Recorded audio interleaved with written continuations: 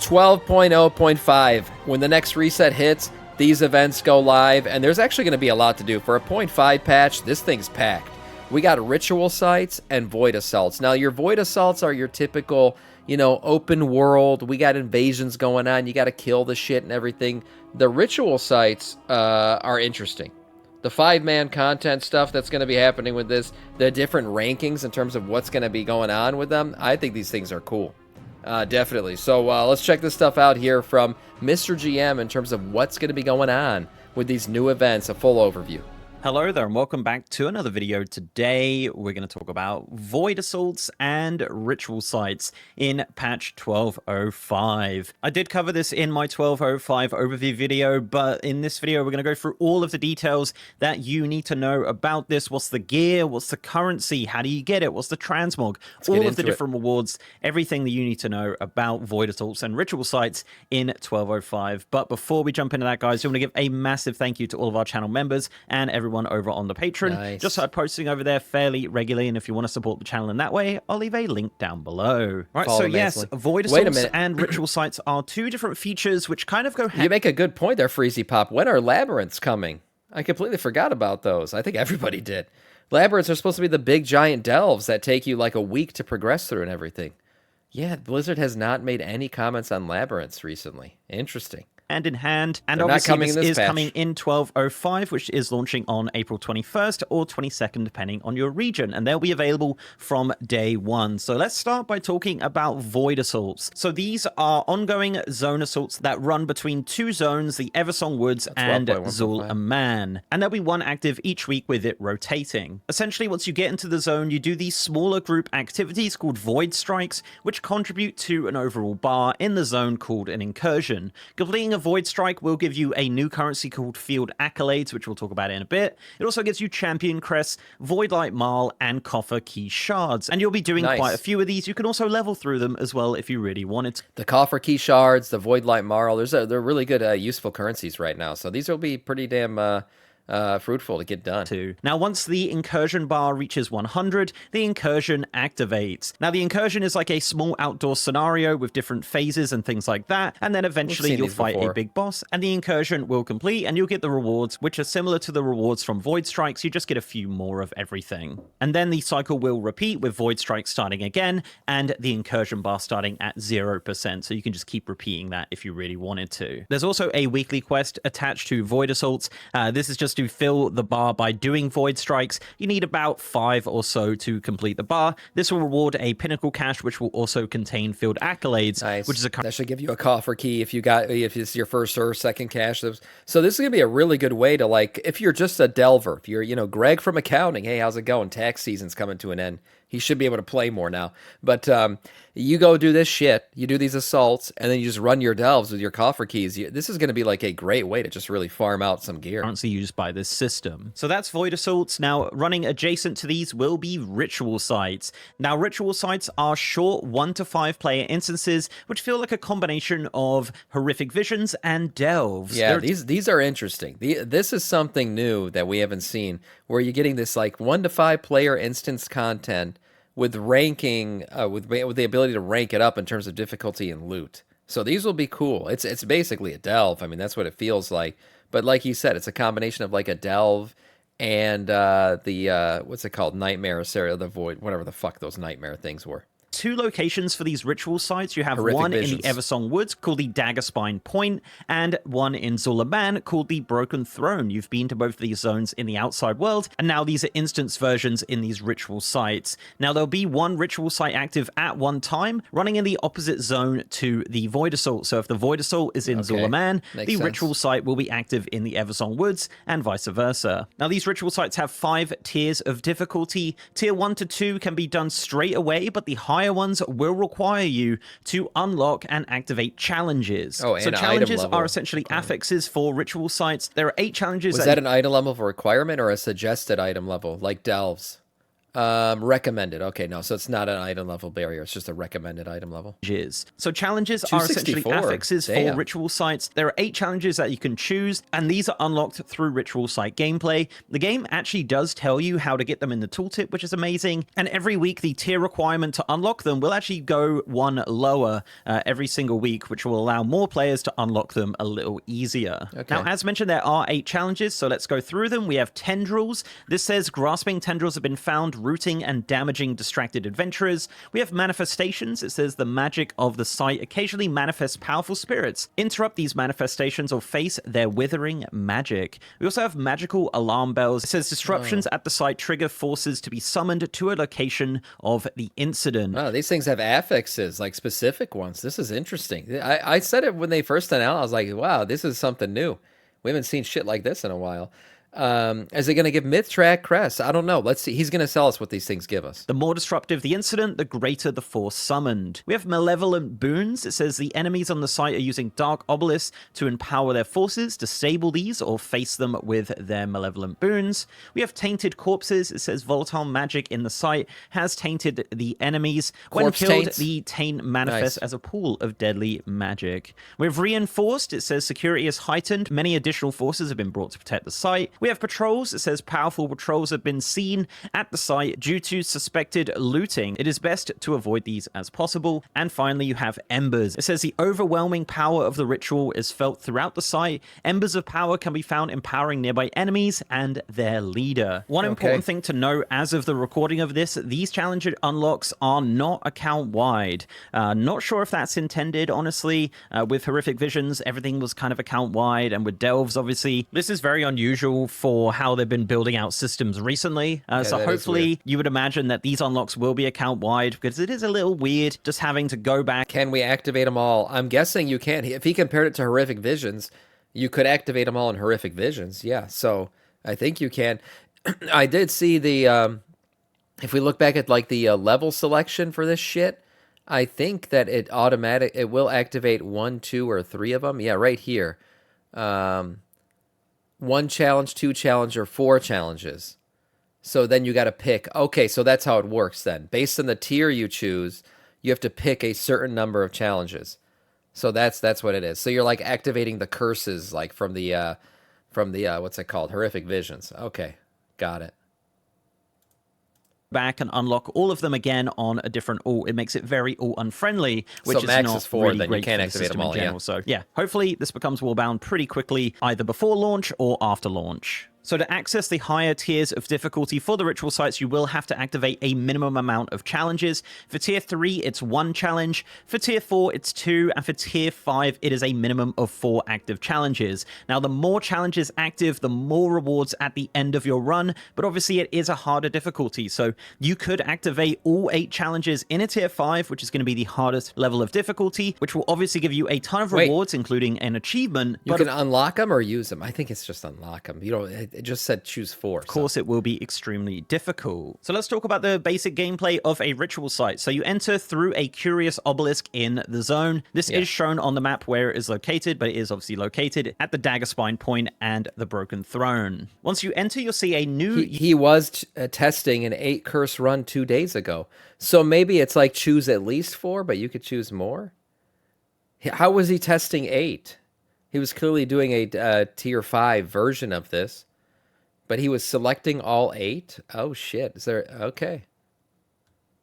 UI on the right of your screen, similar to the Delve UI. It tracks 2 things. It tracks spoils. He did all 8. Now, this is something that is increased by doing activities inside the ritual site, like completing the objectives or clicking small treasures and things like that. And the total amount of spoils you gain throughout the ritual site is important, as the rewards at the end are calculated from that, including the amount of the new currency you get and reputation. And each of the challenges will give you an increase of % to your spoils, like certain ones are 15, certain ones are 20, etc.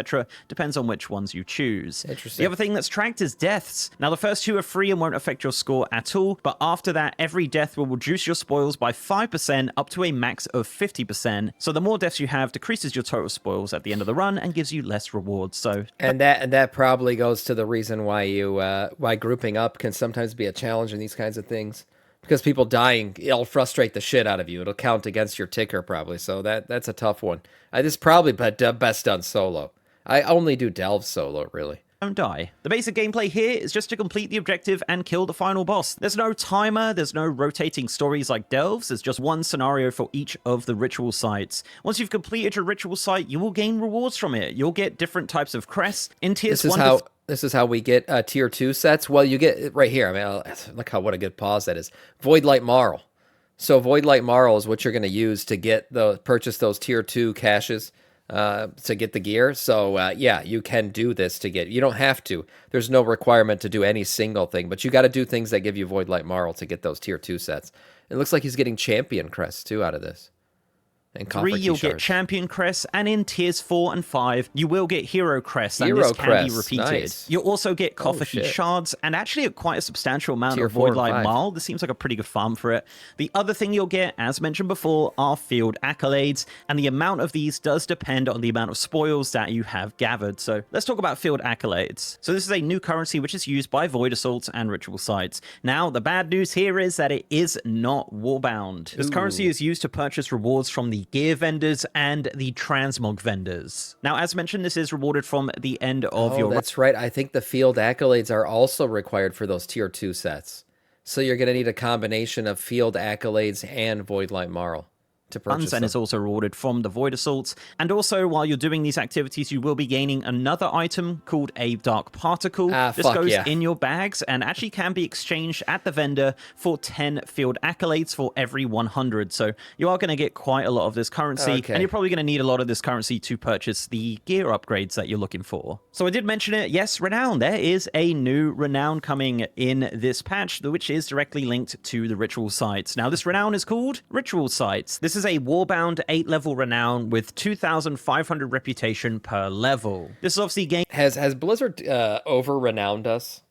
I mean, I like the Renown track when they first brought it in. They brought it in as a raid thing, and it was supposed to be like this progression and all this shit. And I think the first time actually we saw the OG Renown track was Shadowlands with our Covenants, right? That was like our Covenant Renown track. I think it was the first time we saw something like this. But now I feel like we have so many fucking Renown tracks. I can't keep track of the Renown. I need a Renown track tracker at this point. We got Renown tracks for raid. We got Renown tracks for this shit. We got Renown tracks for endeavors. We got Renown tracks for... Don't we have one for delves? We have the delve leveling thing. I guess not this isn't exactly the same, but there's so many fucking Renown tracks in this game now. There's no raid Renown anymore, no, but there is raid. Where the fuck's the other Renown track at? I know we have another one. Raid 1 is gone. Yes. I know the housing Renown track. Delve and Prey. That's right. We got the delve. We got the Prey one too. We got the Prey Renown track. Yes, that's the one I was thinking of. So, yeah, there's quite a few of them now. I don't even know what the hell's going on. And now I get Renown track. I move on them, and I'm like, oh, I did that? I didn't even realize there was a Renown track here anymore. Level. This is obviously gained from ritual sites, and you'll get quite a lot of this. You get 750 reputation from your first site of the week, then 500 for the second. On top of that, you'll also gain reputation each time based off of 50% of the final spoil amount. It doesn't appear to have a cap, so you can just keep running it and running it. You could get this in like one session if you really wanted to, get down in gaming. So yeah, only 8 levels, so not too bad. So let's go through some of the rewards here. The rewards include some cosmetics, some decor, some mounts, and some upgrades to your ritual sites. So at Renown 1, you have Ritual Magic. This will spawn regeneration orbs, which will heal you for 50% of your health when you run through them. At Renown 2, you get Ritual Treasures. These are small treasures which will spawn inside the ritual sites to increase your spoil amount. At Renown 3, you will unlock some decor that you can purchase for Void Light Marl. You can purchase the Void Elf Scribe's Desk for 250, the Void Elf Floating Desk for 150, the Runic Parchment for 150, the Void Flame Candle for 150, and the Void Inkwell for 150. At Renown 4, you will get an upgrade to your healing orbs, and you'll also get additional rares spawning inside your ritual sites. At Renown 5, you will get additional treasures in your ritual sites, and you can also start finding magical shrines inside ritual sites that will help you out on your runs. At Renown 6, we're going to get some pets for Void Light Marl. We're going to get the Void Infused Mindbreaker Fry for 1800, and the Void Touch Dragonhawk Egg for 1800. You're also going going to get an increased chance of regeneration orbs forming after killing creatures in ritual sites. At Renown 7, we're going to get larger treasures inside ritual sites, and you're also going to unlock additional shrines that can help you in your runs. You're also going to get another decor item, the Dark Obelisk decor. This is going to cost you 500 Void Light Marl. Like. And finally, at Renown 8, we are going to get a mount, the Void Touch Hawkstrider, that you can purchase for 4,500 Void Light Marl. Cool. And the other upgrade is that additional rare enemies will spawn inside your ritual site. So not too bad for rewards, really. All of the decor is reasonably priced, and the mounts are actually fairly reasonable price as well, which is cool. Speaking of rewards, let's go into more rewards for ritual sites. There is tons of stuff here. So all of these rewards are sold by new vendors in a new location above the bazaar in Silvermoon City. Okay. Now, it's worth noting that gear does not drop from ritual sites directly. It is purchased from a vendor. You can buy 2 different caches here called caches of Void Touch Armaments. They contain an item for your loot specialization. There are 2 boxes you can buy. You can buy a box for 75 field accolades that contains a champion 246 item, and you can also purchase another box for 500 field accolades, which does contain a hero track item at 259. And you could get multiple of these if you want. So if you're gunning for some hero track items, you can just purchase a full set of armor and weapons from this vendor. As for Great Vault, this does actually contribute to the world row in the Great Vault. A tier 1 ritual site will give you a tier 4 delve. Tier 2 will be equivalent to a tier 6. These things add to your vault progression. The same row that delves do. Nice. These things are going to be pretty cool, I think. It's just another piece of content that you can do, but there's no requirement to gear out through this way. It's just another way to gear out. A tier 3 will be the equivalent of a tier 7, and then it gets a little interesting. So a tier 4 ritual site will contribute as a tier 12 delve, and a tier 5 ritual site will count as a tier 13. Now, those 2 don't exist, but yeah, that will actually give you a 269 hero track item in your world. Hold on. Solo content that can give you 269 gear from your vault? That's the highest freaking piece of solo gear we've ever seen. World of Solo Craft is here. Damn. That's actually crazy. I don't think enough people have said that yet.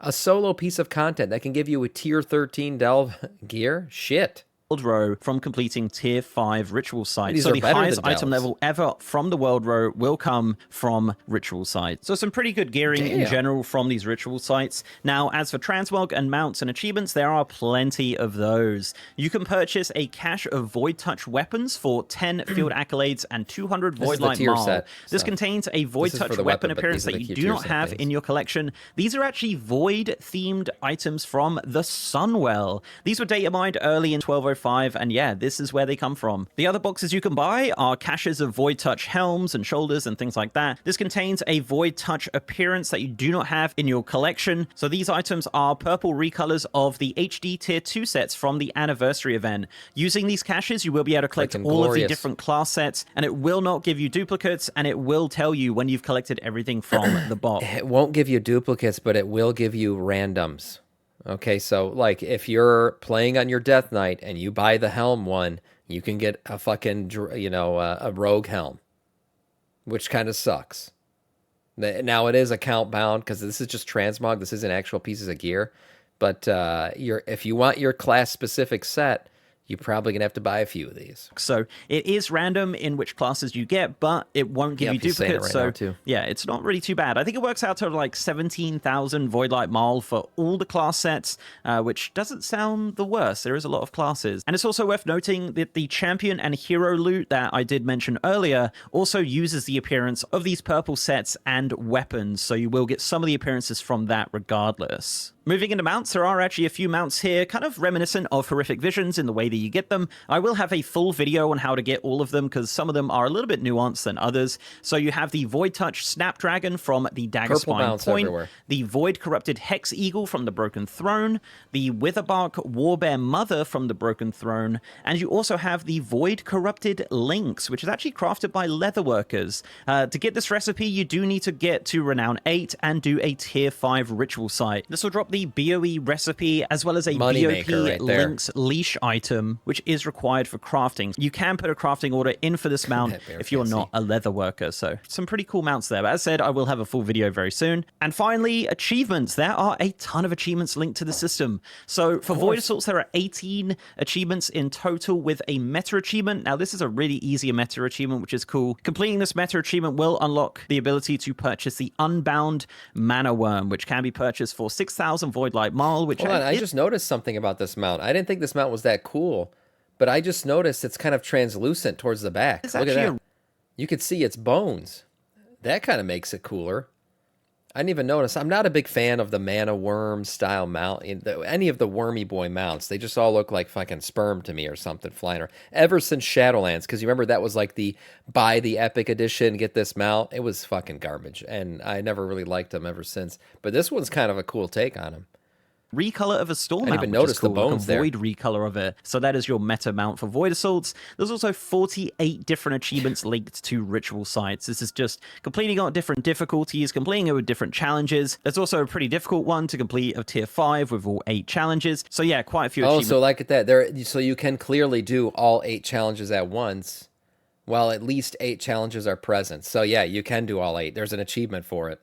It's linked to this system. So yeah, there you go. That is Void Assaults and Ritual Sites in 1205. I did tell you there was a few more details. I think this video is almost the length of the entire 1205 overview. So hopefully I covered everything that you need to know about this system. As an outdoor world player and kind of a solo player, this is going to be a pretty great source of gearing for me. The Transmogs look great. Can't wait to get all of those Sunwell items. Obviously the mounts are cool as well. So definitely some Horrific Vision vibes here. A little less toxic than Horrific Visions in regards to just being able to go at your own pace and things like that. So guys, thank you very much for watching. Let me know in the comments your thoughts on Void Assaults. Let me know your thoughts on Ritual Sites. I'd love to know what you guys think of these. And if you did like this video, guys, please do leave a like on it and subscribe to the channel if you haven't already. If you want to support me outside of YouTube, I'm also on Patreon and I'm on Twitter at MrGMYT, and I have a partner Discord channel as well. And also I am streaming on twitch.tv/MrGM. If you want to see me stream World of Warcraft, Midnight Season 1, 1205, coming up real soon, any sort of WoW, I'm over on twitch.tv/MrGM. And with that, guys, nice. I'll see you next time. Yeah, can you spam ritual sites? He said they're repeatable, so it looks like you can. There's obviously like crest caps and shit like that you just won't get certain things anymore after a while, but it is spammable. Looks like some fun content overall, and looks like very rewarding content. The craziest thing of the whole video was 269 solo gear. Shit, like not needing to interact with any. Imagine that. Now you don't got to touch grass or talk to anybody, and you can get 269 gear. Wow, amazing stuff. Nice video overall from Mr. GM.